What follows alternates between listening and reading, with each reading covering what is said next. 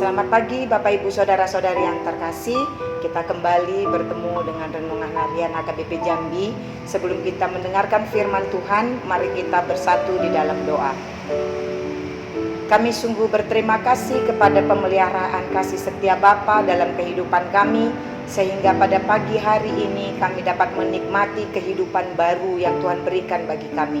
Sebelum kami melanjutkan segala aktivitas kami hendak belajar dari firman-Mu untuk menjadi bekal kehidupan kami pada satu hari ini. Berfirmanlah Engkau Bapa, karena kami siap untuk mendengarkannya. Amin.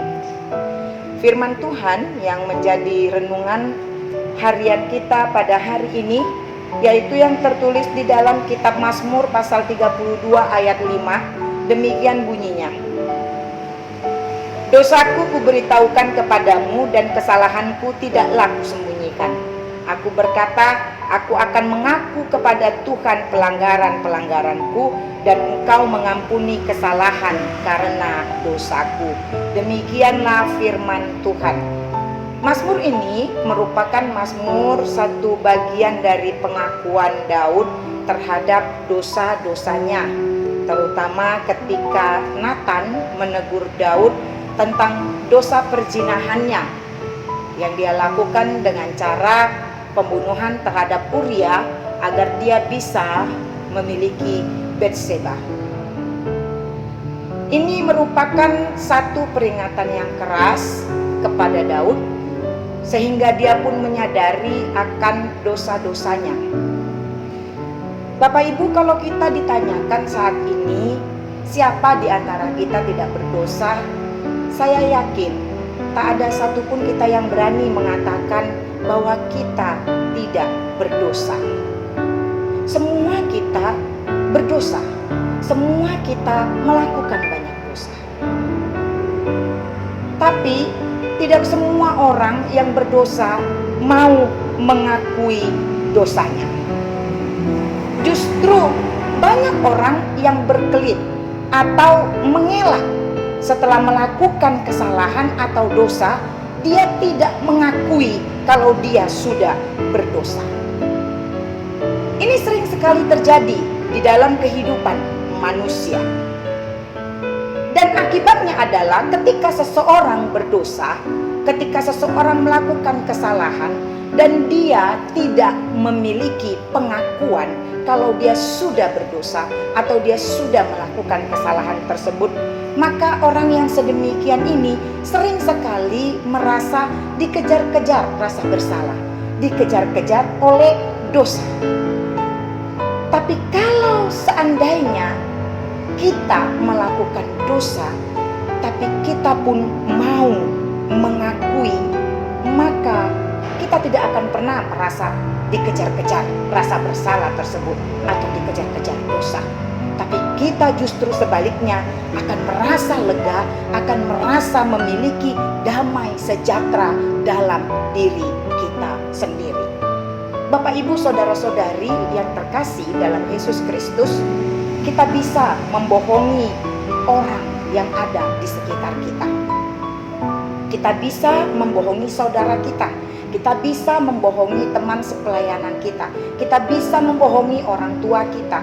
Kita bisa membohongi istri atau suami kita. Kita bisa membohongi anak-anak kita. Tapi kita tidak akan pernah bisa membohongi Allah, karena Dia sangat mengetahui tentang saya dan saudara. Hal inilah yang sangat jelas diketahui oleh Daud, sehingga dia mengatakan, dosaku kuberitahukan kepadamu, kesalahanku tidak kusembunyikan.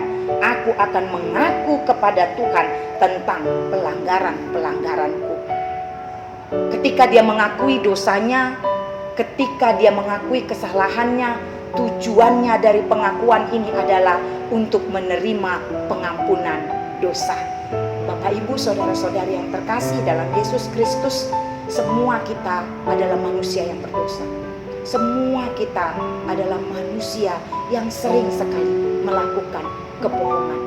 Bagaimana kita menerima pengampunan ketika kita berdosa, ketika kita berbohong, ketika kita melakukan banyak kesalahan dan pelanggaran. Kuncinya adalah terletak pada pengakuan kita di hadapan Tuhan. Jikalau kita mau menerima pengampunan daripada Allah, maka kita pun harus mengakui setiap dosa kita di hadapan Dia. Allah sangat kenal siapa saya dan siapa saudara. Allah sangat tahu apa yang saudara lakukan, apa yang saudara katakan, apa yang saya lakukan dan apa yang saya katakan. Dia sangat tahu itu semua.